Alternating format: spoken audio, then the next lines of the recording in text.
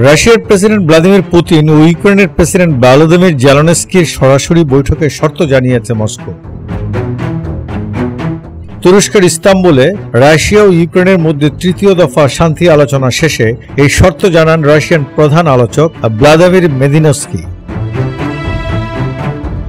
রুশ সংবাদ মাধ্যম আরটির খবরে বলা হয়েছে, বুধবার তুরস্কের ইস্তাম্বুলে আলোচনায় এই রাউন্ড শেষ হয়। এই সময় সাংবাদিকদের সঙ্গে আলাপকালে মেদিনস্কি বলেন, চুক্তি সইয়ের উপযোগী অবস্থা প্রস্তুত না হলে শীর্ষ পর্যায়ের বৈঠক অর্থহীন হবে।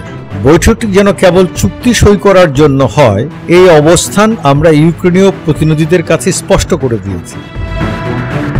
এর আগে ইউক্রেনের প্রতিনিধি দলের প্রধান ও দেশটির প্রতিরক্ষা মন্ত্রী রুস্তেম উমারভ প্রস্তাব দিয়েছিলেন যে চলমান অচলাবস্থা কাটাতে আগামী আগস্টে রুশ প্রেসিডেন্ট ভ্লাদিমির পুতিন ও ইউক্রেনীয় নেতা ভলোদিমির জেলেনস্কির মধ্যে সরাসরি বৈঠক হওয়া উচিত। তবে মেদিনস্কির মতে এই ধরনের বৈঠক তখনই যুক্তিযুক্ত হবে যখন আমরা আলোচনার মাধ্যমে একটি পরিপূর্ণ চুক্তির বিষয়ে একমত হব। তখনই এজেন্ডা স্পষ্ট হবে। এই বৈঠক আলোচনার জন্য নয়, বরং চূড়ান্ত চুক্তিতে স্বাক্ষরের জন্য হওয়া উচিত। তিনি আরও বলেন, শুধু আলোচনার প্রাথমিক অবস্থানে ফেরার জন্য শীর্ষ পর্যায়ের বৈঠকের কোনো মানে হয় না। এই প্রসঙ্গে মেদিনস্কি 1940-এর দশকের চীনা গৃহযুদ্ধের উদাহরণ টেনে বলেন, চিয়াং কাই শেক বারবার সরাসরি বৈঠকের উপর জোর দিয়েছিলেন।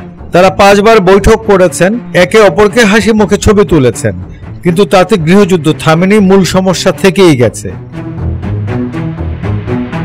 এই বিষয়ে ক্রেমলিন মুখপাত্র দিমিত্রি পেসকভ বলেন, চুক্তির বিষয়গুলো চূড়ান্ত না হওয়া পর্যন্ত পুতিন জেলেনস্কি বৈঠক সম্ভব নয়।